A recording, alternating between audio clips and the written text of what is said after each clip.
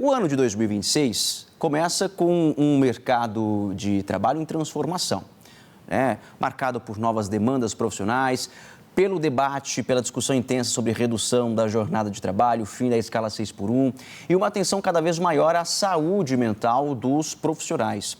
E a gente sabe, esse é um cenário de muitas mudanças, é um cenário de incertezas, né? A gente está o tempo todo planejando carreira, o tempo todo buscando formas estratégicas para que a gente possa ter uma carreira promissora. Então, essa busca, ela é essencial. Só que você precisa ter, junto a essa questão do avanço profissional, você precisa ter qualidade de vida. Então, a gente está hoje aqui recebendo no Radar News o Bruno Martins, que é CEO da Trilha Carreiras. E ele vai falar com a gente sobre esse assunto. Ô Bruno, é aqui na 2 ou lá? Perdão, na 3. Vamos lá então, vou continuar aqui na câmera 3 e eu vou chamar o Bruno para essa conversa aqui. Ele já está comigo do meu lado aqui, Bruno. Bruno, eu vi agora há pouquinho... Nós estamos do lado agora. Eu vi agora há pouquinho muita gente na praia, né? Muita gente começou o ano ali de folga. Nós, ao contrário, estamos aqui trabalhando. E você, gentilmente, atendendo aqui ao Radar News, o SBT News. Primeiro, antes da gente começar essa nossa conversa, eu quero desejar para você um excelente ano novo e que 2026 seja um ano repleto de realizações e conquistas. Bem-vindo ao Radar. Obrigado pela disponibilidade, tá?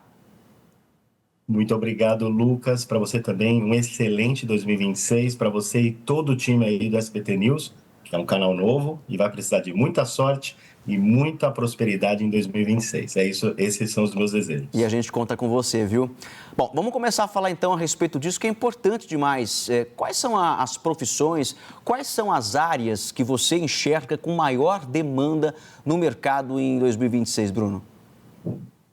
Você sabe, Lucas, que essa questão de profissão, eu gosto de dizer muito mais do que está em alta de competência, de habilidade, né? Depois da pandemia, a gente viu, assim, uma demanda muito mais das empresas por habilidades digitais, habilidade de tecnologia. Isso não significa que o profissional precisa programar, mas eu confesso para você que em 2026, as principais habilidades dentre outras, né, comportamentais, vão ser assim, habilidade de atuar, de usar IA, né, inteligência artificial como apoio aos trabalhos, ser mais digital, ser curioso, né, a curiosidade de pesquisar fontes, de pesquisar sobre outras áreas, de pesquisar sobre outros setores. Eu acho que isso vai fazer a grande diferença, porque a IA como apoio ao seu trabalho rotineiro vai te sobrar mais tempo para você pensar, para você ter mais senso crítico, para você resolver problemas complexos, para você ser mais estratégico em 2026. Então, eu diria que digitalização dos processos, IA, ser curioso, aprimorar o teu senso crítico, essas são as habilidades que não só eu estou falando, mas se falou também no ano passado no Fórum Econômico Mundial, e agora em janeiro deve repetir essa dose. Então, acredito que esse é o caminho para os profissionais, né? Se aperfeiçoarem em cursos de curta duração, em capacitações que elevam o teu nível tecnológico.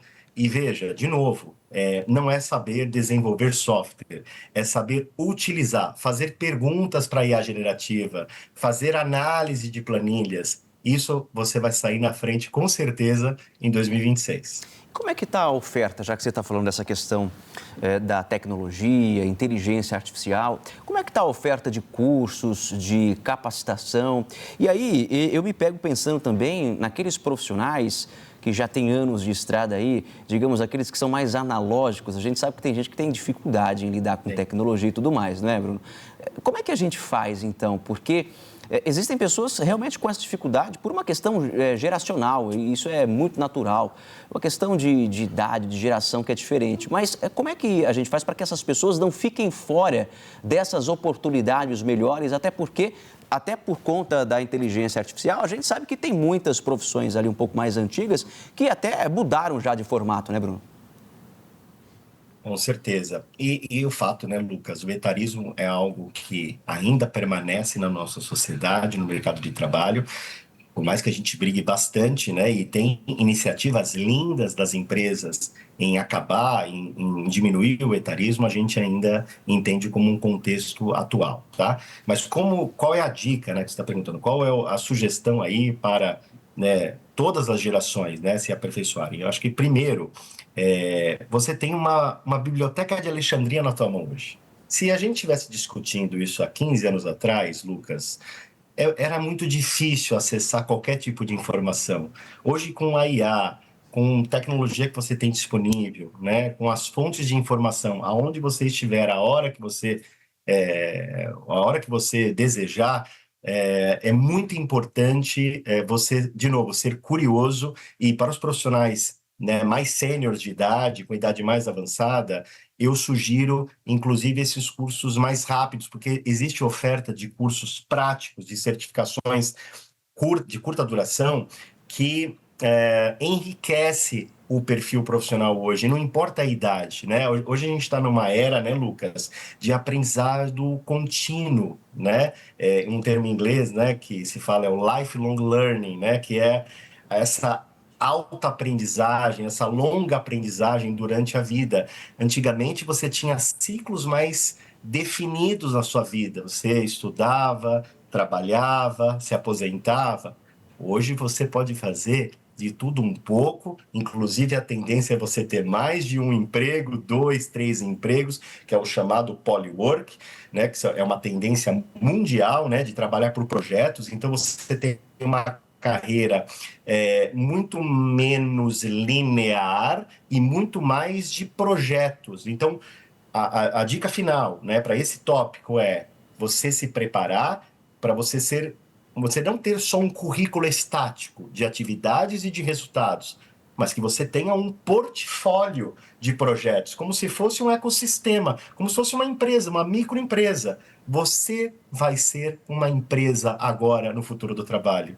Você vai disponibilizar os teus serviços para outras empresas. Essa é uma tendência mundial. A relação de trabalho mudou e a gente tem que acompanhar isso, né? Quem vive da atmosfera de uma carreira muito linear, estática e hierarquizada tende a perder performance. Quem olhar para o futuro do trabalho agora, né, no sentido de ter uma visão mais holística, uma visão de trabalhos mais múltiplos e ser protagonista da tua própria carreira, eu acho que sai na frente em 2026, Lucas. Você acredita, então, que a tendência é de que as pessoas e o mercado de trabalho caminha para isso?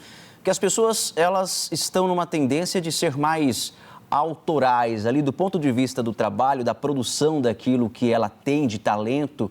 Então, você acredita que as pessoas estão mais nesse caminho de se tornarem empreendedoras. E quando eu falo empreendedoras, eu não estou nem dizendo em constituir uma empresa ali, eu estou dizendo mesmo de empreender no sentido do protagonismo. É essa a tendência, então, que você acredita que o mercado de trabalho para 2026 se desenha. Você acredita que, sobretudo, nessas gerações mais novas, você acha que os mais jovens estão com esse pensamento mais fixo, Bruno, de que querem ser ali, digamos, os donos do próprio nariz? Até demais, né, Lucas? A gente tem um choque, a gente tem um choque geracional que ele muitas vezes inviabiliza até as relações dentro das empresas, que é um cuidado que a gente tem que ter, né? Por um lado, a gente tem uma geração que é essa que você comentou agora, imediatista, cheia de sonhos, mas que atua em ciclos muito curtos, né? O curto prazismo nessa geração é muito evidente. Já os profissionais mais sêniores, né, uma geração X, enfim, os baby boomers, eles tendem a ter menos velocidade, mas são mais profundos, gostam de ciclos mais longos. A grande riqueza disso é unir essas duas gerações, olhar o positivo de cada lado e ter ambientes mais prósperos, mais criativos, porque os dois lados tendem a enriquecer esse debate, tá? Mas voltando, você colocou a questão da geração Z, se essa geração mais nova, com certeza, né? Isso é algo, viu, Lucas, que eu olharia de uma forma muito positiva. Eu sei que existe muita crítica a essa geração, né, por esses motivos que eu comentei, mas a minha sugestão é que a gente olhe o lado cheio do copo, né? Uma geração que vem digitalizada, é uma geração que vem ser fazedora das coisas, né? Vamos dizer assim, elas se movimentam rápido, elas entregam resultado. Então a gente tem que olhar muito para esse lado, né? E as empresas, elas têm que se preparar para esse tipo, né, de modelo de trabalho. Um modelo mais flexível, onde as pessoas, como você mesmo colocou, né, questionou, mas as pessoas querem ser mais protagonistas? Sem dúvida. Se você perguntar, Lucas, para essa geração Z, o que mais satisfaz não é o salário, né? O salário é a consequência, né? Mas o que mais brilha os olhos dessa geração é o que elas estão fazendo, se aquilo que elas estão fazendo está gerando valor para ela e para os outros. Olha que interessante. Isso eu acho o grande diferencial da geração Z, né? O porquê elas fazem aquilo, né? E para quem elas fazem. Então, talvez esse seja um grande ensinamento para nós, gerações mais velhas, vamos dizer assim, né? Aprender.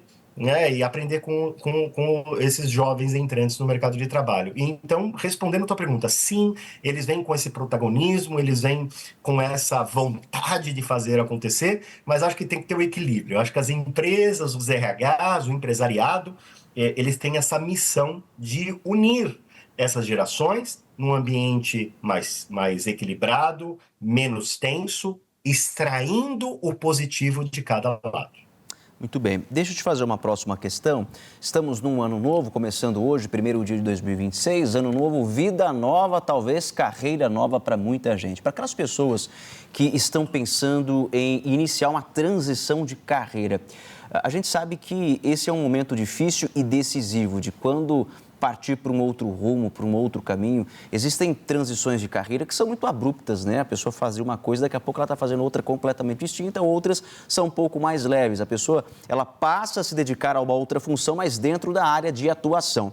Qual seria a orientação, a recomendação importante e o maior desafio, talvez, para que essa transição aconteça da maneira mais leve possível também dentro de um contexto de saúde mental, hein, Bruno? Eu acho que para se destacar, Lucas, nesse ano novo, né, vamos dizer assim, eu acho que tem alguns pontos que eu coloco como prioridade se eu fosse o profissional com essa vontade de fazer a transição acontecer, tá? Primeiro, rede de contatos. Existem muitas oportunidades que ainda ficam escondidas nas empresas, na cabeça do gestor, né? Elas não são divulgadas, vamos dizer assim, né? No mercado formal, né? Quando eu falo mercado formal, o mercado que está dentro do LinkedIn, da rede social, que está divulgada em sites de empregos, ela está, né, nessa zona mais oculta de relacionamento. Então, investir em potencializar a tua rede de contatos pode ser um grande diferencial para você fazer essa transição de uma forma mais natural, vamos dizer assim, tá? Ou seja, quem não é visto não é lembrado. Então, essa frase é antiga, mas ela funciona bem ainda nos tempos atuais, tá? Eu falei de cursos de curta duração, eu acho que é excelente, tá? É claro que as